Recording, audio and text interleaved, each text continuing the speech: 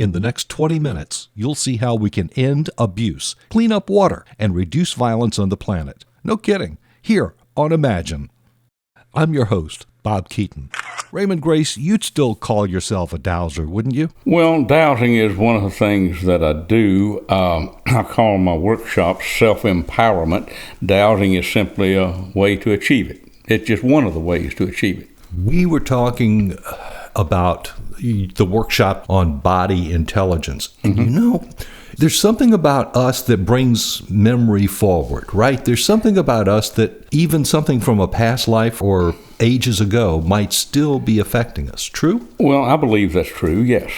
This is the way that I started out doing something. It had been 10 years ago last month. My buddy Jeff Jones and I worked together rather closely. We exchange ideas with each other.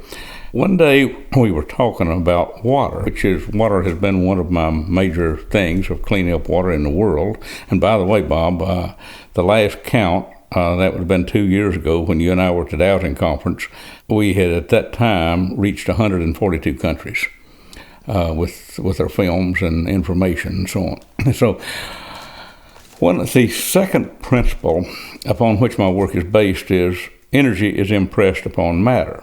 Well, thoughts and actions are energy, and water is matter.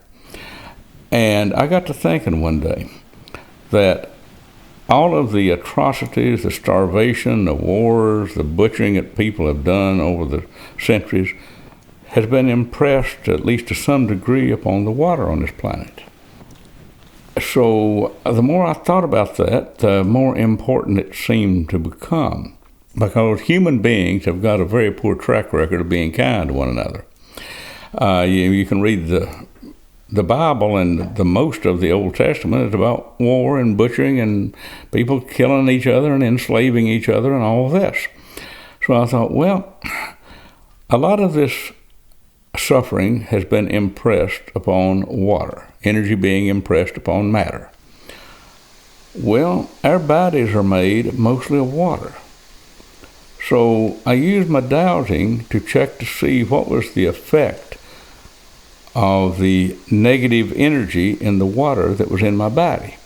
Dr. Emoto told me that an adult is 70% water, an infant is 90% water, and if we get below 50% water content, we simply die. So you're right about that. Yeah, we are water. Well, then I got to thinking, how much of the water in my body has been impressed and affected by the actions of people a few centuries ago.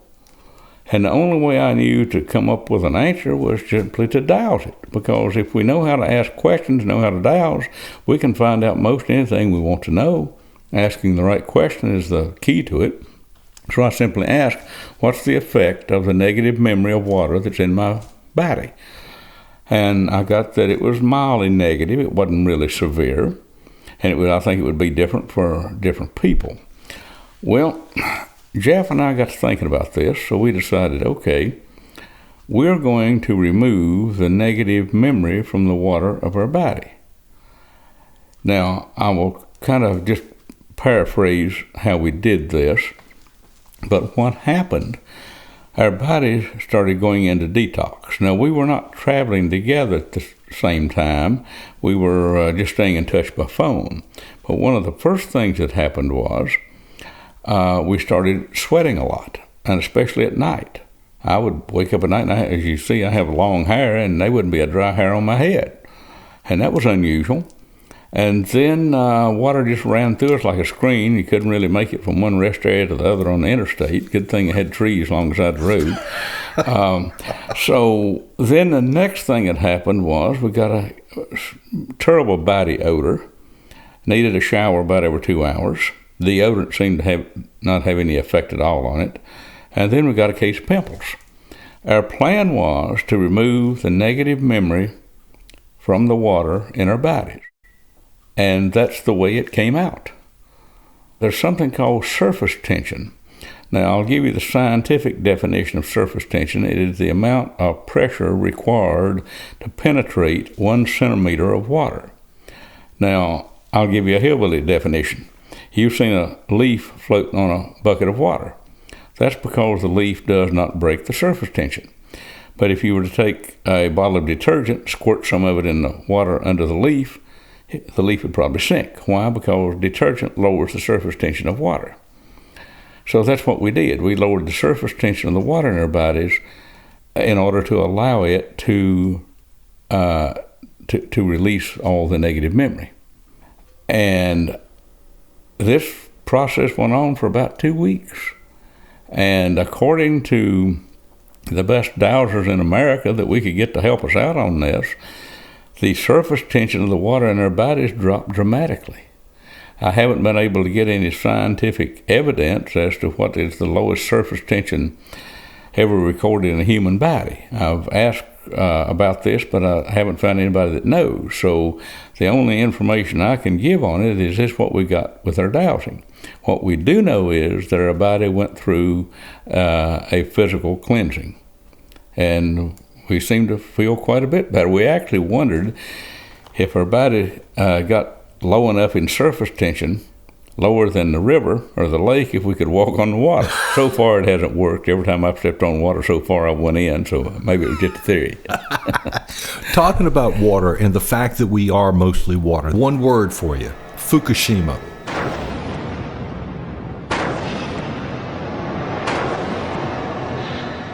Okay, now I don't know a lot about that, Bob. There's a lot of things going on out there in the world that we might or might not be able to do anything with. I don't like to say we can never do anything. I always think that we should give it a try, and I have worked on that. Now, what we have done, Bob, as a matter of fact, I just did this morning on the way up here. I have a new client up in Boston, and I said, "How is your water? What kind of water do you have?" She said, "Oh, I buy a bottle of water."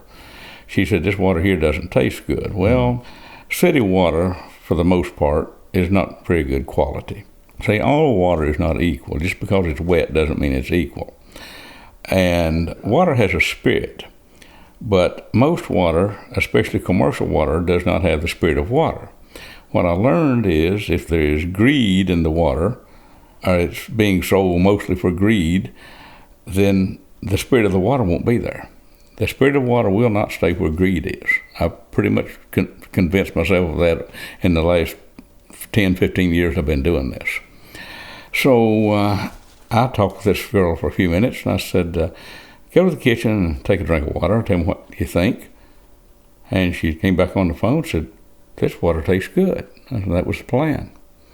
So far, Bob, we've done this. I did it in Rome, Italy, about 2 months ago. Now, please don't try to contact me to do this for you, because there's more of you than there is of me, and there just wouldn't be time to do it. So if you want to learn about this, what I'm giving Bob here in this interview today is cutting-edge information that I have yet not recorded or written anywhere, and I might sometime in the future if I have time, because it's something the world really needs to know.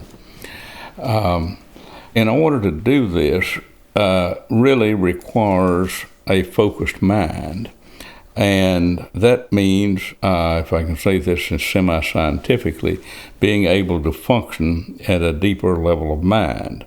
Now, Bob, when I teach my normal self-empowerment classes, that's the first thing I do, is show folks how to think at a deep level of mind and add power to their thoughts. And I do this fairly thorough.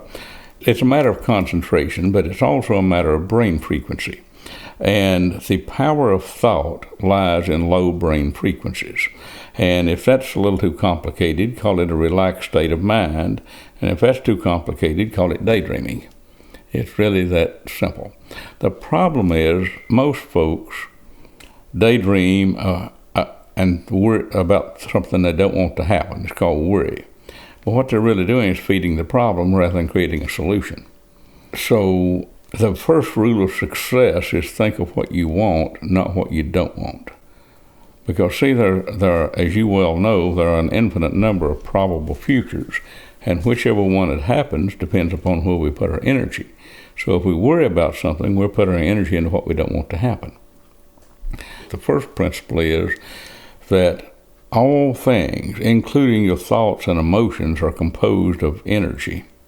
The intelligent human mind can direct energy. The second one I've already given. Energy is impressed upon matter. That means you are affected by everywhere you've been and people you have associated with, even the thoughts of not only yourself, but the thoughts of other people. And the third one, principle I borrowed from Einstein, of energy follows thought. I was just thinking that the big difference between you and many other people like myself, you don't see a limitation where I don't see a possibility. You don't believe you can't, and most people don't believe they can. I think you've summed it up pretty good, Bob, because I haven't done many things with smarts. I've done most things because I didn't know they couldn't be done. Now, you and I did interviews 10, maybe even 15 years ago, right. And this is the first time we've had an opportunity to get back together, so a lot of things have happened since then, an awful lot of things. I don't think I told you about the well up in Saskatchewan, and this would have been back in 2002. I was traveling across Saskatchewan with one of my friends, and we were invited to spend the night at a place. And when I got there, I found out why they invited us. The man said he had a well that had a lot of arsenic in it, well above the accepted safe level attested by the Canadian government. And he wanted to know if I could clean it up. And I said, well, I really don't know anything about arsenic. But, you know, I'm here, I'll do what I can. We have a closed cap on this well. You can't energize any water and pour it in there. Well, that's okay. I'll do the best I can. Let me know what happens. In about 2 months, I get a very excited phone call from him. He's had the Canadian government test the water, and there's barely a trace of arsenic in it. Okay, what did you do? I'll give you the terminology I use. This is a terminology I didn't actually make it up. I kind of borrowed it from what I'd heard about TV. It's called scramble of frequency. See, I heard about scrambling channels on TV, and I don't know much about TV because I seldom watch it, but I just heard folks talking about they were scrambling a channel so they couldn't watch it for free anymore. They had to pay for it. Okay, I think, well, if they can do it, I can do it. I'll just apply it to something else besides TV. So everything has a frequency. Now, the definition of frequency is the speed at which an element vibrates. So I scrambled the frequency of arsenic and adjusted it to the frequency of water. That's like introducing chaos. I keep everything real simple. It's what I call barnyard logic. If you scramble a frequency of something, you are disrupting it. Right. And I believe that we have the ability then to transform it into something beneficial. Now, I remember at the Dowsers Conference in Vermont that there was a group that they asked you to help them with water there, and you said, no, I won't.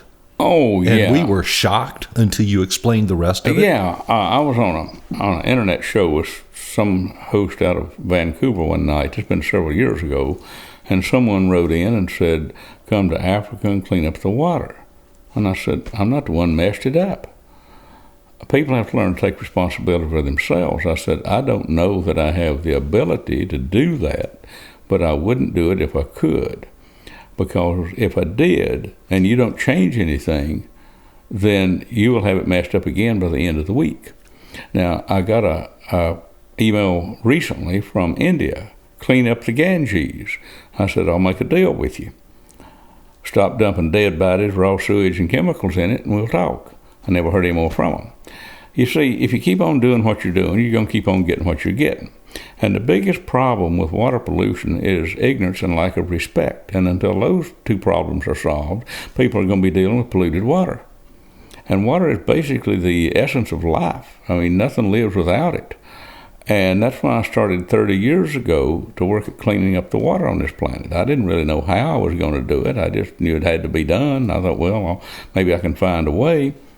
And it's working. It's not, we haven't reached out as far as I would like to, but we're gaining on it, according to what we can find out from the YouTube. Our films have been seen in 142 countries, and I didn't spend any money getting there. It was all word of mouth. I just set a goal to do it, and I just didn't know I couldn't. And see, I didn't have any background for this. I'm basically a construction foreman. But when I realized that every day we were using more water to flush toilets, wash cars, fill swimming pools, and water lawns. And every day we got more and more people using the water. It's a trend that cannot continue indefinitely. Something has to change if humans are ever going to have decent water to drink. So I set a goal to help people have decent water to drink. I made a DVD on it. It's called Energized Water. It's available on my website at RaymondGrace.us. And a lot of people have used it to clean up water, and that's what I wanted them to do with it. And we've made films. One is Blueprint for Freedom, which I made to stop abuse on women and kids. Those have been our two main projects for our foundation work. According to the feedback, we got really good results on it. But then I realized that most people don't know anything about human trafficking, so they won't be interested. Or don't want to know. Well, that's true. But what I learned was it was the third largest illegal operation on this planet. And I got to thinking, the same principles, for the most part, that contribute to human trafficking contribute to schoolyard bullies, harassment in the office, abuse in jails, nursing homes, hospitals, other places. So I just made a film that people can watch and apply that. Now, the folks watching it don't really have to understand it. That's the good part. What we found, Bob, was that we could put an intent into a film and carry that intent anywhere it's played, or not only where it's played, but where the person watching it chooses to direct it. I learned that on being on Coast to Coast Radio back in '04. George Norrie, the talk show host, asked me a question that night. He said, if the folks listening out there, and said we've got 5 to 10 million of them, if they were to put a container of water by the radio, can you change the energy of it? And I said, I don't know. Let's try and find out.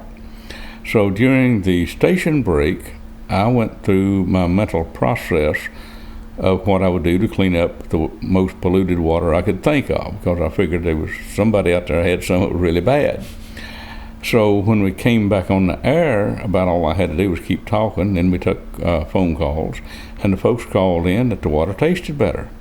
They drank some of it, and some of their aches and pains went away. I've got a very good friend now who was listening that night. He was a truck driver, and he had a backache. He drank some of the water and the pain went away. Now, we didn't know that was going to happen. I was very thankful that it did. So I got to thinking, if we can change the energy of water over radio waves, we can do it with a film. So we made a film to do that. And then I got to thinking, if we can change the energy of water, we can change the energy of in a house, an office, a school, anywhere else. So then we made another film for that. And it's called Change Energy, Change Your Life. And we didn't really know when we started that we could put energy in a film that would carry that energy where it was played or directed, but we found that we could. I love it. So in the past 15 years or so, what's happened? What's happened? Anything you want to catch me up on? Well, the whole goal here, in addition to teaching people how they can have decent water and stopping abuse, is to empower people. And I call it freedom. I had a motto when I was 10 years old, went something like this: there is no substitute for freedom. And that's what we're about. I just see a need out here in the world, and I contribute to doing something to solve the problem. And you don't believe you can't. I don't even know. But you don't know for sure that you can either, That's true. Right? That's true. I don't know that we can, but I don't know that we can't either. Let me ask if you've come up with any other questions. I remember you telling me you have 2. Does it work? Is it useful? Yeah. Are there any more questions now? Have you added to that? No. That's pretty much it. When I get new information, I ask 2 questions. First question, does it work? Second question, does it help? I never ask a third question. I put it to use. What I found, Bob, is the people that continually ask questions, and they want detailed explanations on everything. And all the answers have to conform to what they were educated to believe. Well, I've learned something about these people. They don't ever accomplish anything. They just ask questions. If I'm asking you questions and I'm looking for answers that fit what I believe already, I'm lost right there. Yeah, because you're not going to get them. I'll block it with my beliefs, right? All right. Bob, I'm sure you've also heard this illustration too. According to the law of aerodynamics, a bumblebee cannot fly. Right. You can just look at them and know that. Very heavy body, short, stubby wings, and there's no way you can get off the ground. But the bumblebee doesn't know that. Nobody told him. No. He didn't go to school. No, I didn't either. And then what I was told, I didn't believe.